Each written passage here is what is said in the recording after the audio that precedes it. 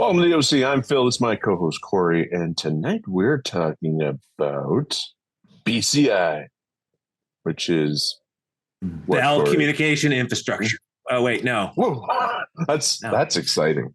You gotta love that when you use these three-letter acronyms and you're trying to figure out. Okay, You used it with me, and I was like, I have no idea what you're talking about. my supervisor recently learned what an SBOM is.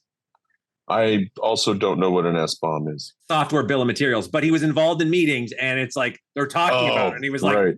like, yeah, they've been talking about this for months. And I said, you didn't do it before? I would totally be that guy. I'm terrible with acronyms. Hey, you know what? As long as you can get the context wrong, you're like, okay, it's something about supply chain. But in this case, it has nothing to do with supply chain. This is brain-computer interfaces, also known as, there's a couple different ones here. So brain-computer interfaces, smart brains, and what's the other one here? It's another one. Also known as brain-machine interface. So yeah. So we've seen, I mean, this to me was, as always, I didn't have a clue. Like, I mean, I've heard of it. You hear about the juicy stuff, but and Elon Musk and right? the Neuralink, all the monkeys. Yeah, but I didn't realize how deep this rabbit hole goes and how long old. this is, how old especially. So let's start there. Why don't you tell our audience where this begins? Okay, so for those who don't know, brain-computer interfaces aren't necessarily a super new thing, right? And they're exactly what they sound like. Brain interfacing with a computer. And the idea is not having to type or having to, engage in some tertiary action. Think it does it. Yeah. You go back just like that. Yeah, just like that. So you go back to our fellow, the pioneer, which again, it wasn't called BCI at this point, but this was the pioneer. This was the one that kind of triggered all, is our buddy Hans Berger in 1924. 1924. This is the electroencephalogram. This is the guy who basically said, hey, the brain, electric signals, can we read them? And let's see what happens. Let's sacrifice a lot of lab animals. And I had one. Or homeless people. Who knows? Well, you wonder, right? Like, I'm giving it away. Stop. I will better.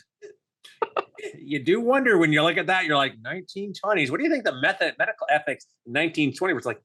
Hey, you want to eat, buddy? You want to eat? Hey, you know what? I need you to come in here, and I'm going to stick some silver electrodes in your skull. Listen, this is just going to pinch a little bit. I'm gonna here, take this opium or this morphine or whatever, latium here, drink this. Yeah. Feel good. Now I'm gonna stab this into your brain. I'm gonna see what happens. Yeah, I think that the ethics were not quite the same. But they couldn't have been the first. I mean, these are the ones that we know about, but you take back in, like World War I and II, the Germans had this way of kind of they were better in World War One. They were at least in World War One, or at least the build to World War One. The Germans were no worse than anybody else as far as the stuff they were trying. But they certainly, I mean, you look at like your buddy Freud, right? All these guys. Well, guess where they were? These weren't British psychologists and stuff like this. No, I mean, the Germans were doing a bunch of groundbreaking. They were ahead of their time. They were ahead of their time for sure. Okay, so this guy, he's like, hey, brain's made up of electrons, electronic signals. Yep. And then he goes, maybe we can like tie into that. We can think about like do something. Like consider how primitive it was. Like I've got some, you check out my notes, I've got like an image of the early encephalogram. And I mean, it's something the size of a small bus.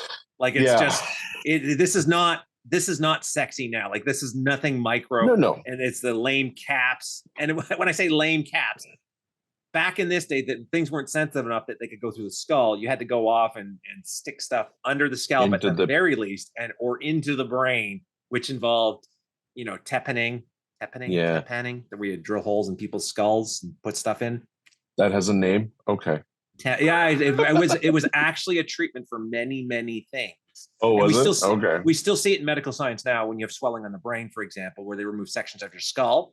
Well, back in the day, what they would do is they would drill holes in your skull to relieve The pressure. Wow. Yeah, which again Sounds horrible. doesn't. Yeah, yes, yes. And this would have been back in when they didn't have proper anesthetic and anesthesia or proper hydrating. So it's like, I'm going Yeah. to take this drill that I used on the rocks and the trees and the other thing over here. I'm going to use it.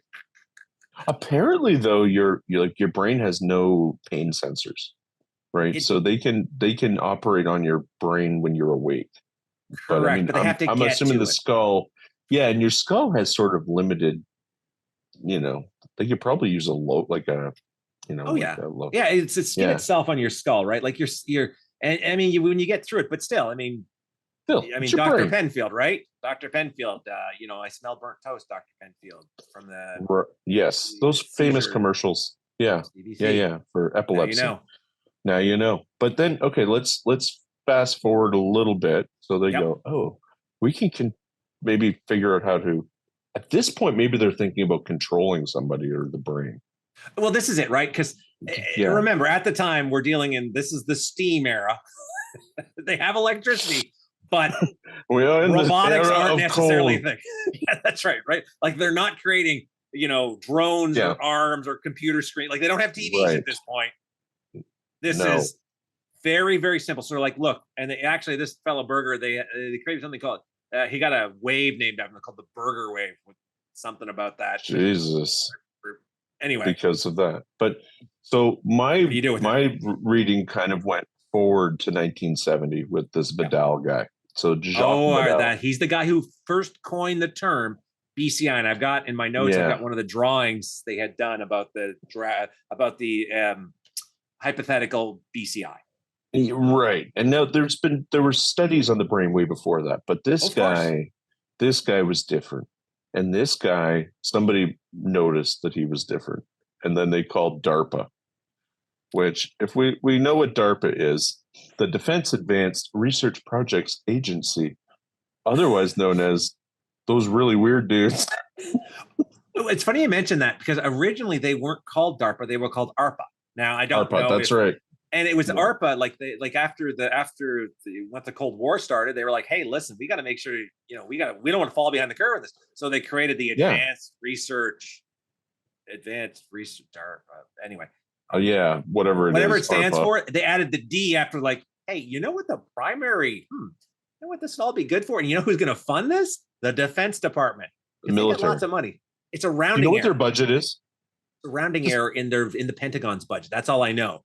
Yeah, well, they estimate $3.8 billion, which is a rounding error in the U.S. Defense Department budget.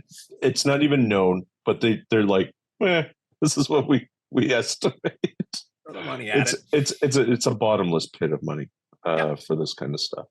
So you think that's 1973? You and I weren't born yet, right? Nope. And they were able to do some pretty crazy things. So this is where they've studied machine learning. They studied primates. I don't know how many primates died in the process. But medical ethics were not. They got better for humans. They just didn't get better for non-humans. Exactly. So, and then he was into this whole. He figured out like all the different plasticities of the brain. Like he was like, okay, there's different areas of the brain that have different kind of signals and different kind of pathways. I mean, this dude was like way ahead of his time. Yeah. Oh, totally. And I mean, he was kind of, if not the father of, at least a good uncle of it, because again, the pioneering work he did, he was building off of work done from other people before him. Right. Well, but he sort of took it all and ran with it. Yeah. Like he was getting like chimps to like move things with their brain. Very primitive, but but that's a start, right? Like there you go. Like that's the start of it all. But yeah, I thought he was pretty fascinating. But yeah, Jacques Vidal or a doctor. Doctor. He didn't go to university for 10 years to be called Mr. Vidal. Yeah, well, and that's it, right? So I mean, this is where we're kind of looking at is like 1970s, and I always think back like how much technology is like what do we have now that when did we get color TV, Phil? I mean, seriously. Just when you think about all this stuff, Yeah. 1970, we were doing this. Now you look at where we are now. You're like, okay, wait a second here. I have a cell phone that actually fits in my pocket versus in a backpack. All of a sudden, A those brain living room. implants. Yes. Well, God. so with the BCIs, this is actually a good segue into it. There are 3 types of BCIs: invasive, non-invasive, and semi-invasive. Okay. Did you read about this? The whole like so like I read about a pacemaker, right? So that would be a non-invasive, I suppose. It's regulating your heartbeat. I don't know how this works. So here's the thing. This is where it gets a little tricky. So you have your clear cases of each of the invasive, non-invasive. Non-invasive is the cap. So right. for example, it's not breaking your skin. It's you wear a helmet, and like Next Mind, the folks that they got acquired by Snap, they had this like headband you put on the back, and it allows you to once you train it, which is an important element to do. Right. It goes off, and now all of a sudden you're able to access translate your thought into, I'm going to type this word. It's not great, but it's more like crude movements. You can technically play video games with some of the dev kits. That's non-invasive. The fact that most of these things, the experimental stuff that's going on right now, most of it is for video games and AI.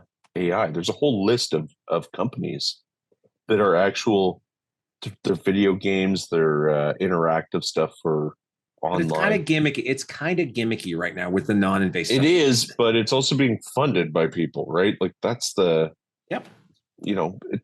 interest. A lot of the biofeedback stuff will use the non-invasive. So you put my brother was telling me about this one thing you put on, and the idea is because it provides, so biofeedback is if you know if you can register something that your body's doing, right? This miracle happens where if I hook you up to something and you can see that your heartbeat's doing something, I can tell you to focus on that and say, control that. And once you're able to recognize and acknowledge that you have this, rapid heartbeat or whatever, you can start to slow it by focusing on it. It's the same thing with your brain waves. Wow. You can go off, and if you have erratic thoughts, you hook it up to this, and all of a sudden you get kind of at a bit of a calm state by focusing on it. Right. So, and that's the non-invasive stuff. Like it's pretty amazing. But so the invasive would be like drilling into the old brain pan. This is our buddy Elon Musk and his Neuralink. Okay. I'm going to drill a hole in your skull, and I'm going to take a microchip, and I'm going to plant it on your brain. Oh, yes. Your brain. This has not been very successful in animals. I read a lot. Yes. This has not been a great success when it comes to its testing. No, it's not. It's the Neuralink in particular got a lot of flack for an unethical treatment, unnecessary suffering or something for the monkeys. Yeah, and the fact is that it's an experiment, so sacrificing monkeys doesn't seem to be a big deal to these people. As long as it's for a purpose, right? So this is the problem. We don't. Yeah. I mean, when you deal with the ethics of a lot of this stuff, it's not about, hey, okay, is it bad to sacrifice? It's bad to sacrifice an animal for no good purpose. So if you're going off and make them suffer unnecessarily, you have to weigh the suffering of the animal with the benefit. And if the benefit is like, now we're going to have a new flavor of Coke, but we murdered all these rabbits. Okay, wait a second. This is it. So I get that. I'm not saying that it's not necessary in certain aspects, but so I can control my phone better. To me, that seems. It's the other implications, right? So this is where the whole brain can. So there's always one of the cool things about BCIs is whenever we think of BCIs, we always think of outward. I think something happens on the screen, right? I think and the drone takes off, and they've done this. There's actually YouTube videos where you see somebody controlling a drone. I watched a few actually. I was like, wow. And that was like 5 years ago. Like those aren't even that's not the recent stuff. No. But there's actually been the opposite where they talk about neuroprosthetics. And the most common one is the cochlear implant that allows you to go off. So it's hooked up to your brain so Yep. that you can hear stuff. So it's the opposite, as opposed to you think it and you affect something outside. No, this is outside coming in. And it's been around for a while. That's Yeah, not like that's super new. it's the oldest one out there that has been the most successful.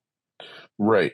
And I mean, I see the benefits of some of this stuff, like Neuralink helping with blindness, right? Or helping with paralysis. This is the common one. This is the big one. Yeah. And where this actually all leads into is the ability to, I mean, if you want to be Dr. Octopus and have a, couple extra arms on your back, there's a couple ways we can do this. One of the ways, and this is how current prosthetics work, is they hook into the existing nerves of wherever the amputation was, and then it does some translation.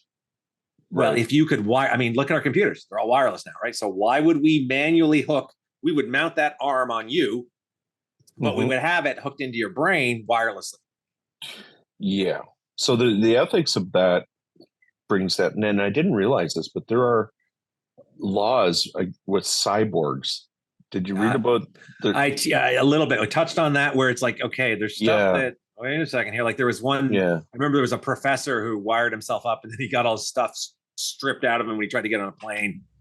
So there's, well, I don't know if they're laws, but there's certainly considerations, but integrating man and machine, you're seeing it like what the exoskeletons that you see now. Right. So VR. they're talking the VR. Yeah. That's Imagine if you didn't have a headset on. Imagine if you go off and you have a data port or data jack, like they call in Shadowrun, on your temple that you plug in. And all of a sudden you're no longer like, I'm bypassing these meaty eyes and this, you wouldn't even have to plug it in. You can have it. Right. You have a chip in your head. You just have to be. However, I'm old school. I like plugging stuff in because we were just remember we were talking about wireless versus that. Wireless is easy to disrupt, easier to hack. You have a physical cable and you ain't hacking nothing, buddy, unless you're. Wow. So, but I don't know where it would go. Okay, that's sort of. It's up to you. You know what, Phil? Where you want to put that port is on you. No judgment. Underneath. That's right. Wait a minute, Mr. Musk. We're going to put an anal port. That's anal port, which you're just going to use the same opening. Don't have so many holes to utilize here. That's right. To make it non-invasive, right? It's non-invasive now. We're using it. Did you read about semi-invasive? This is actually pretty cool. Okay, I saw two types of semi-invasive. One is by it's called Synchron, and what it is you feed it up through the arteries, and it actually little like nanoprobes go up through your veins in that without blocking them that hook into your brain. So you'd feed it through one of the major things on your neck, and it gets to your brain, and then it patches in that way. So it's like it's all nano wires and stuff like so super cool. However, you're sticking wires through a big vein. A major artery. Yes, not just a vein. Yes, which is a little, okay, wait a second. What if, cholesterol, those things narrow. The other cool one was from Iota Bioscience. It's called Neural Dust. Oh. This, funny enough, this one is super cool. So if you ever get a chance, it'll be in my notes, Neural Dust. Imagine chips the size of a grain of rice. And the idea is we maybe I did read about that. You probably did touch it. Yeah. And those chips are able to get to places where you wouldn't necessarily be able to easily put stuff. And all of a sudden they're communicating, receiving, you're creating this little swarm in your brain. Yeah. And next thing you know, 5G. Those. And then they were talking about for medical, like to be able to unclog arteries, to be able to. So these are like smart little machines that are inside your body. Yeah, there's a lot of different implementations of it. So and well, the one that those are called semi-invasive. Yes, was probably the most interesting to me. Where they can, wherever your spine was severed, you can create a bridge. Correct. Right. Because your brain is still functioning with the same community. It just can't communicate with the rest of the lines cut. So in that respect, I think that's pretty crazy, awesome technology. But all the other superficial shit. I Okay, don't know. so now let's dive into the ethics of all this, right? Because this is where it gets kind of tricky, right? So, I okay, think so it's a we bad idea. I'm stating it now. 2023. This is not a good 2023. idea.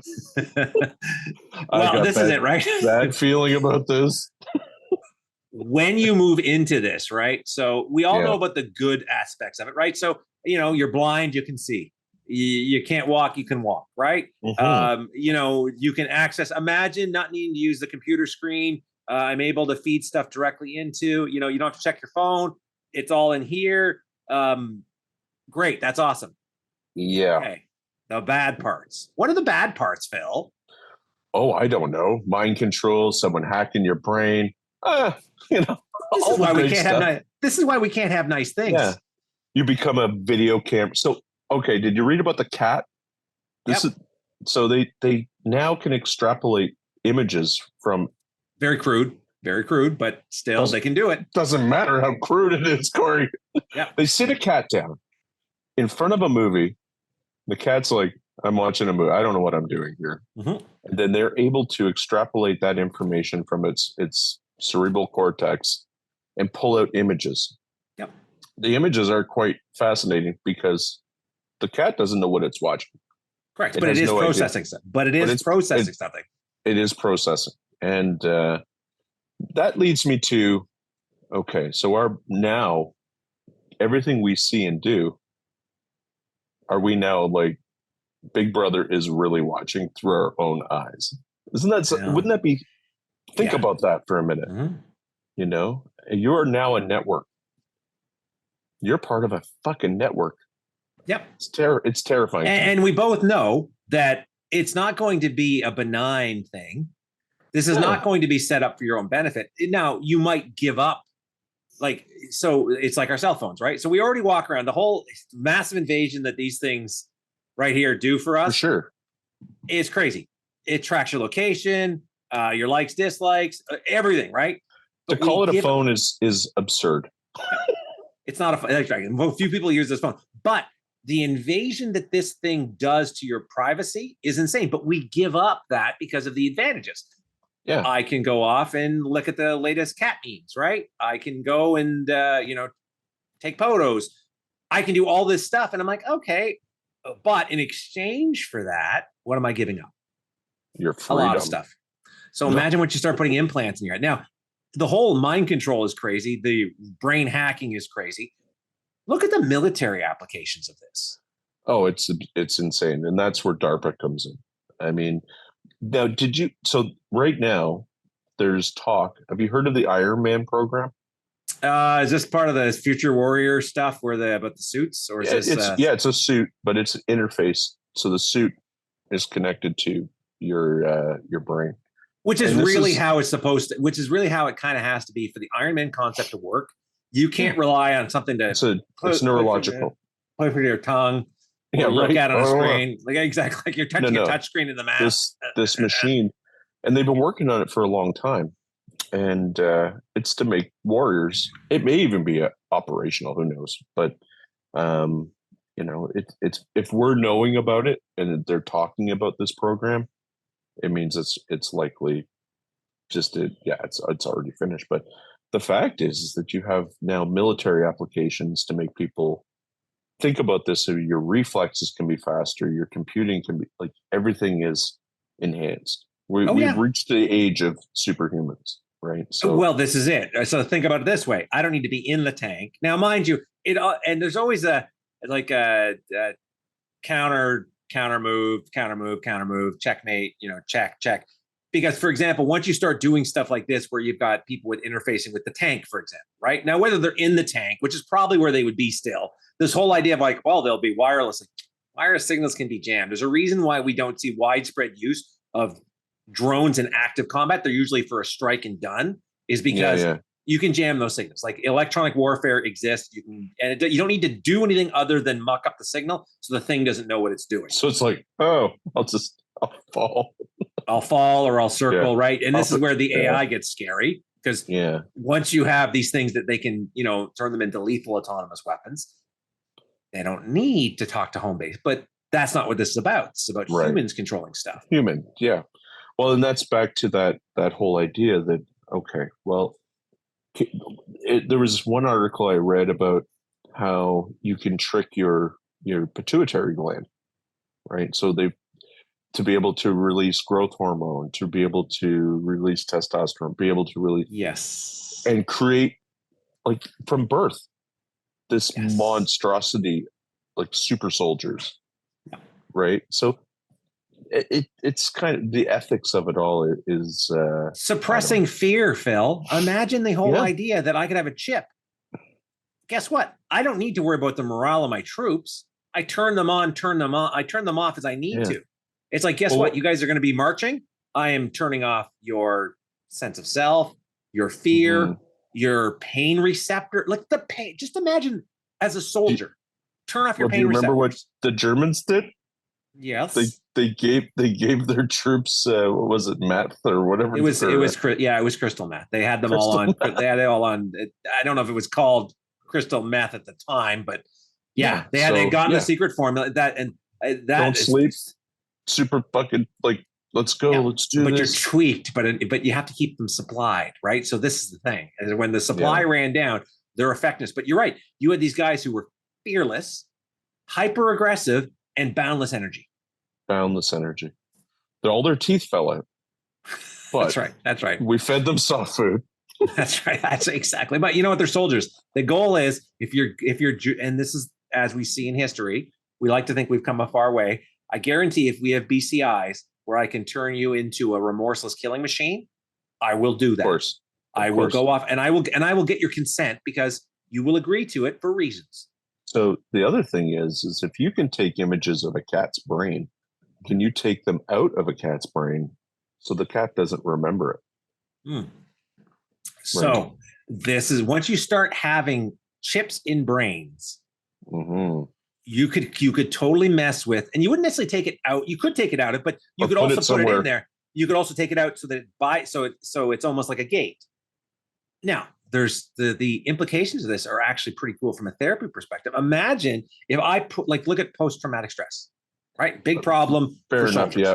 If I put a chip in there that I can say, okay, you know what? I'm going to buffer any stimuli that comes in, and I'm going to Mm-hmm. make sure only the good stuff gets in. So all of a sudden, these horrible things you're Yeah. experiencing, they're not getting Or you, encoded as yeah, memories.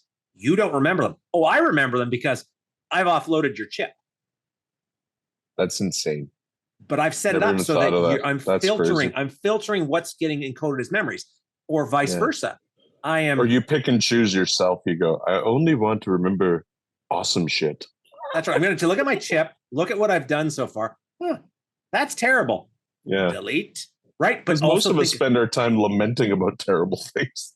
correct, right? Do they make tomorrow, as the Stoics say, don't make tomorrow's worries today, or Exactly. don't ruin. Yeah. You don't have a time machine. Don't ruminate on the past too much because that's done. You can't change that. That's right. That's But right. if you could change it, and this is where, I mean, look at the potentials for learning. If I have a chip in your brain that can control information flow, like because we always think of brain computer interfaces, and this is the proto stage is the ability to control something. Right. That's the proto stage of BCIs. The next level is I have a computer in my brain that I can access as a extra memory storage, right? So this whole idea of, hey, Right. Phil, do you remember somebody's phone number? Oh, I got to pull up my phone. Well, oh no, 1 second, I'm accessing my BJIP, what Bajip. BJIP, What? BJIP, BCI. I don't know what you call it. We'll have to workshop a name. We'll call it a chip. I'm accessing my computer interface brain. No, that still doesn't work. We'll have to Nah. workshop and then copyright it. So when they start using the chips, The chibs. chips in brain. There we Listen, go. if you get your Chips in chibs. brain. Chibs. Yeah. We got to write. We got to book. Okay, internet people, chibs. This is You going to heard it be a here good thing. first. We said it hurt first. Chips in brains. Chibs. There we Chibs. go.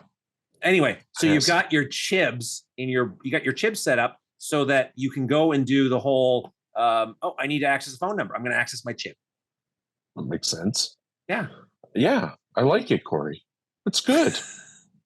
Yeah. Well, that's the thing is that, now you have, it doesn't make, I don't think this is going to go as far. I think most reasonable people won't do this. Now, I remember generationally, we're having less and less reasonable people. When I say, and again, that's okay, that's harsh. That's me attacking the Zoomers or whatever they're called now. Zoomers? Gen Z, so I call them Zoomers. They could call them millennials. I like the Zoomers because of the whole COVID. Anyway, yes. When we say the idea of what is reasonable at one time, look at where we are now, Phil, and then go back 20 years. Yes. Well, yeah. Do you think any of us would have considered where we are now to be reasonable? I never saw this coming. Yeah. Like our whole the way the world has come. Yeah, no. we want to avoid touching on any. We knew something was going to happen. Yes. We were like computers. We knew that there would be a certain but I had no idea. But look at the societal change we've experienced. So the whole forget technology. Just look at it from a societal change perspective of where we are now. Look from the work from home. The whole idea of that, I could spend most of my time working from home versus going into the office. Just that would have been considered completely unreasonable 10 years ago. And now that's becoming the norm. Yeah, though there is a bit of an RTO happening where it's like, hey, even the people like Zoom, the people doing this how we're doing this podcast, they went off and they've set it up so that you have to come in. They said no, but oh wait, we're gonna have you come in 2 days a week. Yeah, which I think is where it's 2 to 3 days a week is probably where it's going to settle. I don't think the 100% work from home thing is going to last for most companies. And no, but you never know. Never know. If you don't have to be there, they don't have to pay for large buildings and it's about profitability. But this is the idea of reasonable. You need to do, and I don't have to pay millions of dollars for leasing and electricity. No, but if your productivity is impacted, which is what, and again, there's a bit of an old. There's studies showing they're actually some people are more productive. Yes, and there's studies showing the opposite, right? The problem is that. But those people weren't productive to begin with. Correct. That's the part that tends to be missing from these things. If you weren't productive in the office, you're not going to be productive out of the office. But, so it's just more, you have more measurable metrics right now that you can go, oh man, you really don't do any work.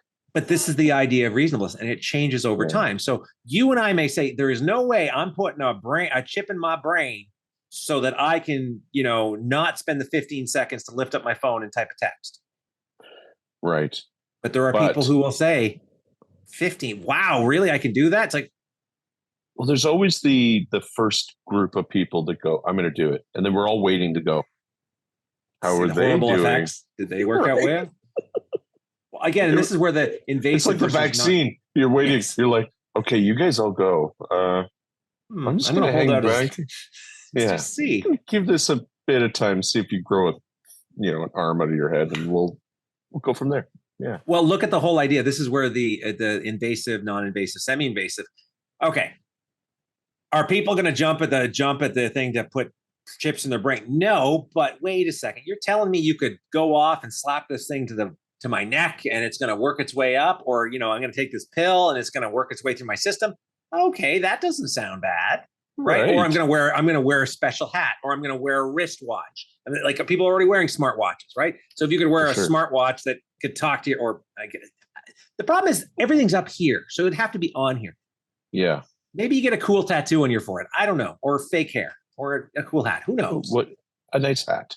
A nice hat. I like hats. Yes. Yes, you do. Well, do you want to summarize, Corey, our adventure here into brain control? And that's right. We're calling them chibs, Phil. Remember, chibs. Chips in brains. Chibs. Chibs. Copywriting right now. First time here. Chibs. But I like it. BCI, brain-computer interfaces, are implants that are either invasive, non-invasive, or semi-invasive in nature. Well, they're not necessarily implants. They're things that allow your brain to communicate with something. Could be a robotic arm, could be a drone, could be your laptop. Who knows? They are getting more and more advanced, and it's not just one way, it's two-way. And there are a lot of considerations that are very negative about them, but we'll probably blindly walk into them and do them anyway. And Elon Musk, my buddy, went off and said, BCIs will help prevent us from being taken over by AI, which I don't sounds know if like the that's- opposite. That sounds like the exact opposite of what would I happen. think he's a robot. I think he's a robot. That's right. He knows he's picked his side.